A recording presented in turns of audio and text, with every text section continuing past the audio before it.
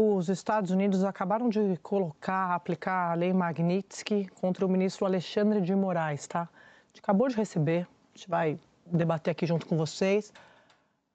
Tá aqui, vocês estão vendo, ó. A gente acabou de receber, tá publicado, site oficial dos Estados Unidos, vocês estão vendo. A gente tá acompanhando aqui o ministro Alexandre de Moraes, então, aí tem ali a data Não, ali é aniversário do ministro. Alexandre de Moraes, o seguinte indivíduo acaba de ser adicionado à lista, e aí é a lista da Lei Magnitsky, tá? Só para a gente lembrar o que é a Lei Magnitsky. A gente já falou disso algumas vezes para vocês. Uma das sanções mais pesadas que os Estados Unidos podem impor a algum indivíduo. Eu vou ler para vocês, a gente até recuperou aqui para explicar um pouco essa lei que é de 2012, foi sancionada pelo Obama em 2012, depois ela foi ampliada em 2016. Teve um entendimento de que essa lei poderia ser usada também em outros casos de corrupção, vínculos com crime organizado, violações mais amplas de direitos humanos. E aí a lei foi ampliada e passou a ser considerada de alcance global. Então, por isso que a gente está discutindo a lei Magnitsky agora para o ministro do Supremo, o ministro Alexandre de Moraes, lei que foi aplicada agora por Donald Trump contra o Moraes. E aí pode ter, a gente não sabe exatamente quais são essas sanções, mas pode ter sanções econômicas. Por exemplo, ele pode ficar proibido de usar cartões de créditos que têm bandeiras em vigor nos Estados Unidos, tá? Então, vamos saber exatamente, lembrando que ele já teve o visto suspenso por uma decisão de Trump na semana passada. Então, essa era a grande expectativa dos bolsonaristas de que o Trump aplicasse de fato a lei Magnitsky. A gente comentou isso aqui na segunda-feira, na terça-feira, e veio agora, então, nessa decisão que acaba de chegar para a gente. Agora é uma decisão individual, né? Quer dizer, não pega os ministros do Supremo que foram atingidos pela primeira decisão. Só para dar para vocês o que é, vocês estão vendo aqui, ó, ele acabou de ser adicionado, tem essa sigla, né? OFAC, só para dar para vocês a tradução, é o Escritório de Controle de Ativos Estrangeiros, tá? Que é um órgão ligado ao Departamento de Tesouro dos Estados Unidos, como vocês estão vendo aqui. Essa publicação foi publicada no site, então, no perfil do Tesouro Americano. André, boa tarde aos colegas, boa tarde, assinante. A gente vai precisar ver o detalhamento depois dessa decisão, mas é claro que ela é um golpe especificamente contra um ministro da Suprema Corte do Brasil, desferido pelos Estados Unidos nesse momento. E quando a gente diz, ele vai ser proibido de usar cartões de bandeiras americanas, que são as principais bandeiras de cartão de crédito no mundo, também significa que ele é proibido de utilizar os serviços de instituições bancárias que tenham acordos com essas bandeiras também. Sim. Ou seja, na prática, isso inviabiliza até movimentações financeiras do ministro Alexandre de Moraes. Internamente, já que os bancos daqui, que operam também com essas bandeiras, ficam proibidos, ou seja, ficam sujeitos a serem sancionados se insistirem em negociar com esse indivíduo que está enquadrado nessa lei. Fora isso, ainda tem bloqueio de bens, eventualmente, que ele tivesse nos Estados Unidos. Isso também está previsto. A proibição de entrada nos Estados Unidos já estava valendo antes por conta da revogação do visto, mas isso também traz na lei. E lembrando que a origem de tudo tem a ver com questão ligada a direitos humanos. Ou seja, ela foi feita por conta de um caso que envolvia um cidadão russo acusado de corrupção na Rússia, mas que foi preso e foi considerado injusta a prisão dele por ele denunciar crimes cometidos dentro da administração russa, e depois os Estados Unidos entraram nessa batalha junto com organizações de defesa dos direitos humanos, e a origem dela é em relação a quem fere, quem desrespeita direitos humanos de forma muito latente e absolutamente... Deixa eu pegar aqui algumas... É isso que é curioso para a gente ver, quando a gente vê nas letrinhas, exatamente os crimes, aonde que está sendo acusado o Alexandre de Moraes, ministro, de desrespeitar os direitos humanos. A gente acabou de receber essa informação, vocês viram, a gente plugou para vocês direto do site do Tesouro Americano. Queria trazer para vocês, a gente não sabe exatamente quais são essas sanções da lei Magnitsky que foi aplicada agora ao ministro Alexandre de Moraes. Mas o que diz a lei, eu tinha recuperado aqui para a gente poder trazer para vocês que estão nos acompanhando. Primeiro que algumas pessoas chamam essa lei de uma espécie de pena de morte financeira, tá? Então é importante colocar isso para vocês. Se ela for aplicada, a pessoa, como eu expliquei para vocês, não pode ter cartão de crédito de nenhuma das grandes bandeiras que operam nos Estados Unidos. Quem sofre a sanção não pode ter conta em banco nos Estados Unidos e, caso o banco permita, ele não pode operar nos Estados Unidos e pode ser alvo de sanções secundárias, tá? Outro, instituições financeiras do mundo todo podem ser obrigadas a congelar ativos, fechar contas e cancelar cartões de créditos da pessoa sancionada. E, além disso, a pessoa pode ser impedida de ir para os Estados Unidos ou ter o seu visto cancelado. Como a gente já contou, isso já aconteceu, né? Tem o visto suspenso. Na semana passada, essa medida já foi tomada pelo governo do Trump contra o ministro Moraes e seus aliados. Também não temos muitos detalhes sobre essa sanção, mas isso já aconteceu. A aplicação da lei também pode levar a uma questão reputacional, pois a pessoa entraria para uma lista de sancionados que inclui violadores sistemáticos, contumazes e brutais de direitos humanos, como o Lins estava lembrando, que a origem da lei foi por causa disso. Então, informação que acaba de chegar para vocês, resumindo, Estados Unidos, então, aplicando a lei Magnitsky, sancionando o ministro Moraes com a lei que é usada pelos Estados Unidos para punir estrangeiros. O Marco Rubio, vocês vão se lembrar disso também, o secretário do Trump, já tinha dito que essa medida estava em discussão e Eduardo Bolsonaro estava trabalhando por essa sanção a Alexandre de Moraes. Contei para vocês aqui no começo da semana, eles estavam esperando que Trump escalasse essa briga, que todo mundo que conversava com o Eduardo Bolsonaro e pedia para que ele recuasse, ele devolvia respondendo que a lei Magnitsky vinha aí. Então, veio aí, contra o ministro Moraes. O ministro Moraes que sempre foi o alvo do Eduardo Bolsonaro. Daqui a pouco a gente vai ter aqui mais repercussão política. Thomas? Eu acho muito interessante que essa decisão vem num momento particular do processo contra o Jair Bolsonaro, né? O processo agora inicia o prazo para que a defesa do Jair Bolsonaro faça as suas avaliações e, no final do mês, provavelmente o ministro Alexandre de Moraes vai dar o seu voto sobre a pena que ele imagina que o ex-presidente tem em função dos crimes que ele é acusado. É muito interessante ver isso justamente no prazo de ter a questão tarifa, mas eu acho que em relação ao processo do Jair Bolsonaro. Isso altera em algum... o que é a lógica de fazer isso primeiro com o ministro Alexandre, e não com todos os ministros eventualmente? Obviamente é uma forma de pressão.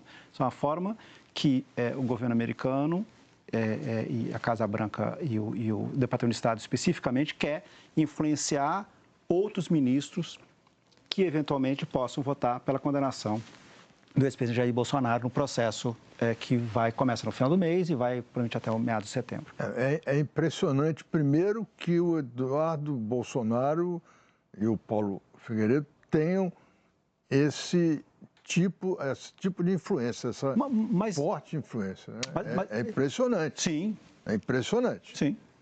Tudo o que eles estão dizendo acontece. Quer dizer, eles têm realmente Não estão blefando, né? Não estão blefando, não. Eles têm um apoio certo de alguém na Casa Branca muito importante, sim, né, que influencia o Trump. Em segundo lugar, é muito impressionante que o Trump ache que com isso vai mudar o julgamento, o julgamento do Supremo. É impressionante também. Quer dizer, desconhecimento sobre como funciona o mundo completamente à parte. Não, eles estão pensando pela cabeça do Eduardo Bolsonaro. Sim. Sem nenhuma informação adicional. Sem filtro, né? E terceiro, dificulta mais ainda a negociação no Brasil. Como é que você vai negociar agora, aceitar qualquer tipo de acordo com o presidente, com o relator do Supremo sendo punido? Sim, porque toda negociação, ela parte do princípio, vamos tirar a política de lado e discutir comércio. Uhum. Como é que você tira Mas eles estão insistindo na questão política. E é por isso que eles não querem que nenhum outro ator político tenha interlocução com a Casa Branca. Exatamente. Porque a agenda deles é essa. A agenda da retaliação, a agenda do ataque, a agenda da agressão. Eu estou trabalhando para não haver diálogo. Isso. Quer dizer, ele ficou muito claro ali. Né? A agenda dele é salvar o pai. Fala, Valdo. Eu já estava conversando aqui com o governo brasileiro e eles falaram o seguinte, com essa decisão sobre Alexandre de Moraes, fica mais claro que a disposição deles de brigar com o Brasil fica mais evidente a cada momento, né? Dentro de uma avaliação, por exemplo, a Advocacia Geral da União, a gente havia apurado antes, ela deve ser racionada pelo presidente Lula para defender o ministro Alexandre de Moraes perante a lei americana. Então, a AGU deve fazer algum movimento em defesa de Alexandre de Moraes. Estou tentando ouvir ali o Supremo se vai ter algo diretamente do Supremo. Eu acho que tem que ser via AGU, né? Nesse caso. A avaliação que quando isso vem neste momento em que o Brasil estava percebendo uma retomada das negociações e vem essa decisão de hoje, é uma decisão muito ruim. Primeiro, porque o governo brasileiro vai entender isso como uma decisão não contra o ministro Alexandre de Moraes, mas como uma decisão contra a independência do judiciário, né? Não estão atacando a figura do ministro Alexandre de Moraes, estão atacando o sistema judiciário brasileiro.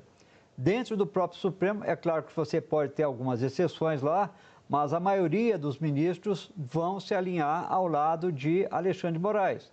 E como disse Merval, isso não vai ter nenhum poder de impedir o julgamento do ex-presidente, que está entrando na fase final. Hoje, como disse o Thomas, começa o prazo para que os demais réus, incluindo Jair Bolsonaro, entreguem ali as suas alegações finais. Eles têm 15 dias, ou seja, até ali final, meados de agosto, ali 20 de agosto, eles têm de entregar as suas alegações finais e o julgamento entra ali na reta final, antes do julgamento na prática na primeira turma. Então, é esperado, então, Andréa, uma posição da AGU. Estou tentando conversar aqui com o ministro Jorge Messias e também com o Supremo Tribunal Federal.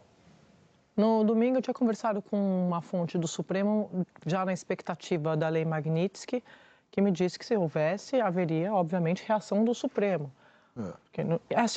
O que me impressiona é a falta de análise política interna de Eduardo Bolsonaro, achando que ele pode ajudar, de alguma forma, a família. Isso só piora a situação da família, porque une ainda mais o Supremo, une ainda mais a política, que está vendo uma ameaça e um ataque. O ministro Moraes não tem desafetos no Congresso? Sim, tem desafetos no Congresso, mas tem o tarifaço no meio do caminho. Todo mundo tem alguma coisa para tirar dessa articulação de Eduardo Bolsonaro para reclamar em Brasília. Ontem, conversando com gente da família Bolsonaro, no Supremo, dentro do Congresso, não tem ninguém, repito, elogiando ou agradecendo essa movimentação do Eduardo Bolsonaro. Eduardo Bolsonaro está agindo por Eduardo Bolsonaro em nome de Jair Bolsonaro. É assim que a política entende. Não tem outra explicação, não tem nenhuma outra análise circulando nos corredores de Brasília.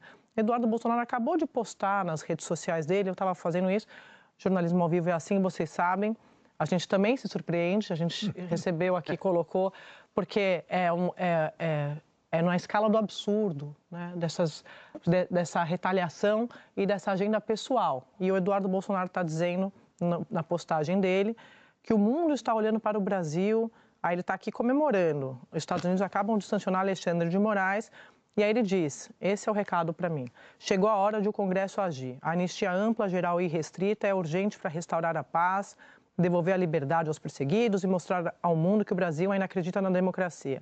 Aí ele fala, não se trata de vingança, mas de justiça. E é isso. Eu contei aqui ontem. O próprio Flávio Bolsonaro, com quem eu converso sobre esse assunto várias vezes, já me disse e repete que a saída para o tarifaço está no Brasil e passa pelo Congresso, a aprovar a anistia. Então, se você olhar, se você for juntando todas as peças dessa discussão, elas caminham para o mesmo lugar. Eles estão pressionando o Congresso para aprovar a anistia para Jair Bolsonaro. Sim. É uma agenda pessoal, uma agenda privada em nome do sacrifício público. Eu acho importante a gente voltar aqui na mesma lógica. O que a gente está enfrentando, que a questão da negociação de tarifas, ela parte... Por que as tarifas, no caso brasileiro, são completamente diferentes das negociações de tarifas da Índia ou do Reino Unido, da União Europeia, do Japão, enfim. Por quê? Porque existe caso Bolsonaro. O caso Bolsonaro que faz isso é um caso à parte.